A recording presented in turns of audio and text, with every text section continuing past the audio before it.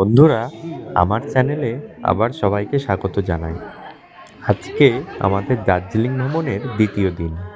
এই দিনের অভিজ্ঞতা তোমাদের কাছে শেয়ার করব।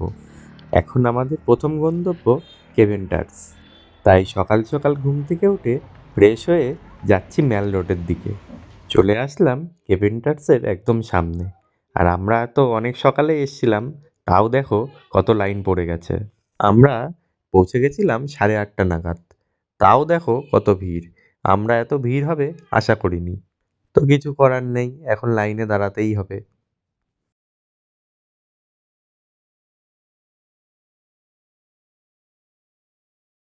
প্রায় ঘন্টাখানিক দাঁড়ানোর পর আমাদের লাইন আসলো।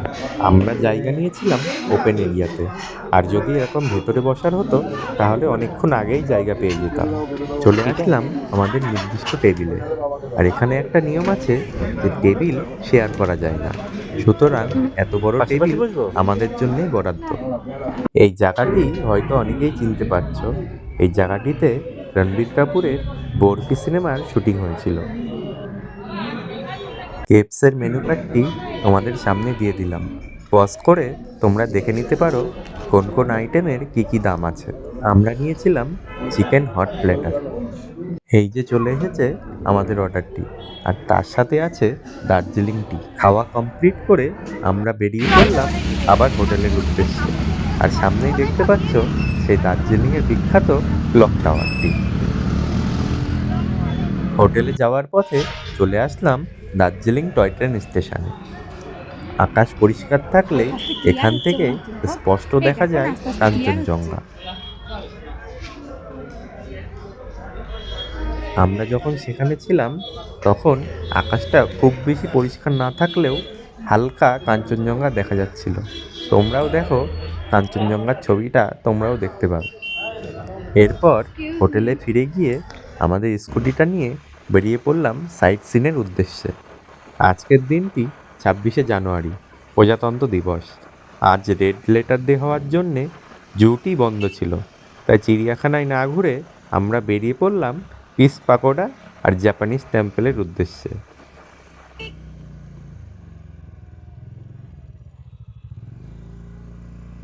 চলে আসলাম জাপানিজ টেম্পল আর পিস পাকোড়ার গেটের একদম সামনে।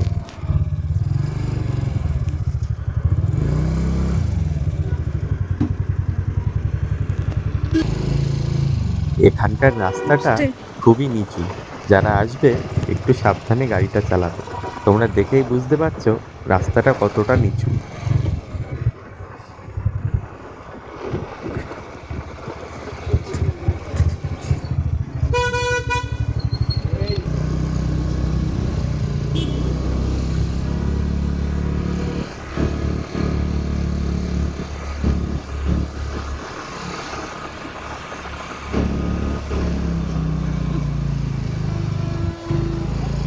এরপর আমাদের স্কুটিটি পার্ক করে চলে গেলাম জাপানিজ টেম্পল আর পিস পাগোডার উদ্দেশ্যে।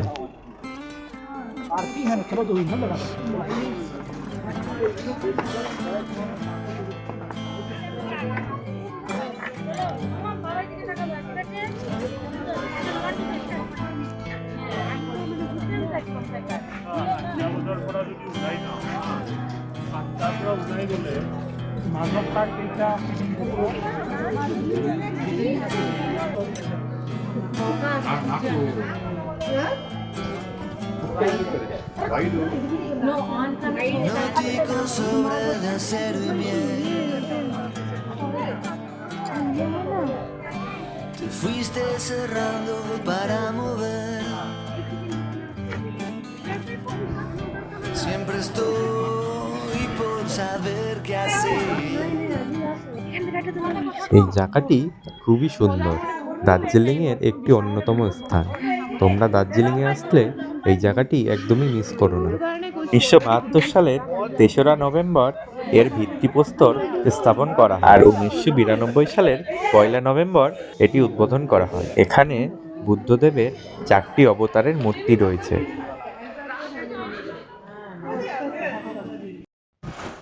জাপানিজ টেম্পল আর পিস প্যাগোডা দেখার পরে আমাদের এখন গন্তব্য বাতাসিয়া লুপ। যদি কেউ পিসপাকোটা থেকে বাতাসিয়া লুপ যেতে চাও তাহলে কেউ গুগল ম্যাপ দেখে শর্টকাট রাস্তাটা নিও না। শর্টকাট রাস্তাটি খুবই বাজে আর সংকীর্ণ, পুরোটাই উতরায়, খুবই ভয়ঙ্কর একটি রাস্তা। সেই রাস্তাটার ভিডিওটি আমি তোমাদের দেখাতে পারলাম না। এখন যাচ্ছি আমরা বাতাসিয়া লুপের দিকে।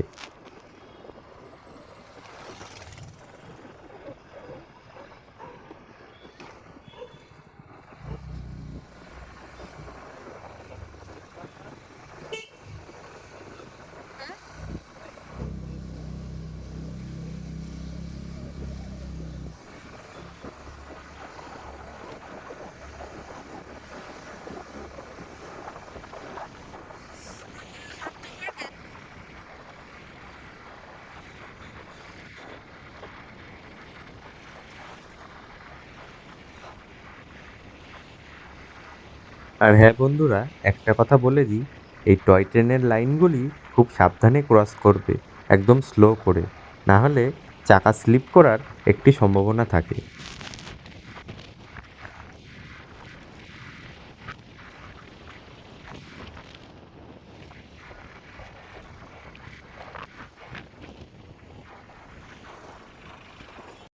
চলে আসলাম বাতাসিয়া লুপ। 26শে জানুয়ারি উপলক্ষে এখানের এন্ট্রি ফি ছিল একদম ফ্রি। ইনি তো টিকিট ছাড়া ঢুকতে পেরে খুব খুশি হয়েছেন। সামনেই দেখতে পাচ্ছ গোর্খা ওয়ার মেমোরিয়াল। যুদ্ধে শহীদ হওয়া গোর্খাদের স্মৃতির উদ্দেশ্যে এটি নির্মিত হয় 1995 সালে। আর এখানকার একটা বিশেষত্ব কি, সেটা হলো টয় ট্রেনটি পুরো 360 ডিগ্রি ঘুরে প্রায় 100 মিটার নিচে বা উপরে ওঠে। এই জায়গাটি নির্মিত হয় 1919 সালে। এটি হিমালয়ান রেলওয়ের একটি অবিচ্ছেদ্য অংশ। এবার ঘুরে দেখা যাক পুরো বাতাসিয়া লুপটা, আর তোমরাও দেখতে থাকো এখানে কি কি আছে। এখানে দেখতে পাচ্ছ 50 টাকার বিনিময়ে এরকম ড্রেস তোমরাও পরতে পারো, আর পরে সুন্দর ফটোশ্যুট করতে পারো। চলে আসলাম ওয়ার মেমোরিয়ালের একদম সামনে।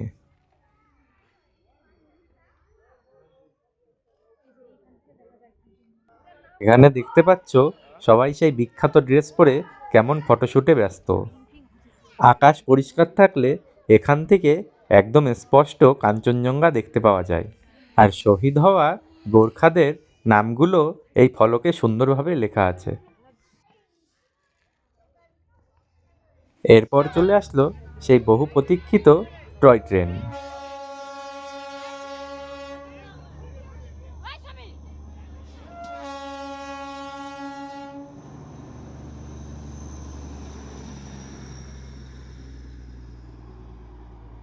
এটি একটি ডিজেল লোকোমোটিভ। তোমরা জয় রাইড করতে গেলে দার্জিলিং স্টেশন থেকে এই ট্রেনে চাপতে পারো।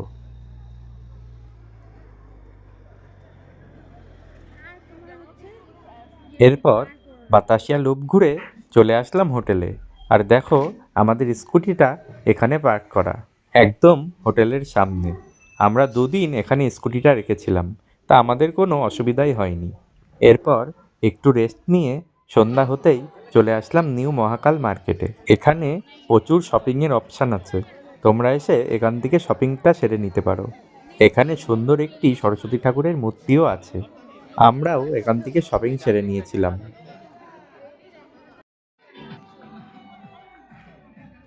এখানে এই কাকাটি হেবি সুন্দর নাচ দিচ্ছিল, তা কাকাটির একটু ভিডিও করে নিয়েছিলাম, দেখতে খুব ভালোই লাগছিল।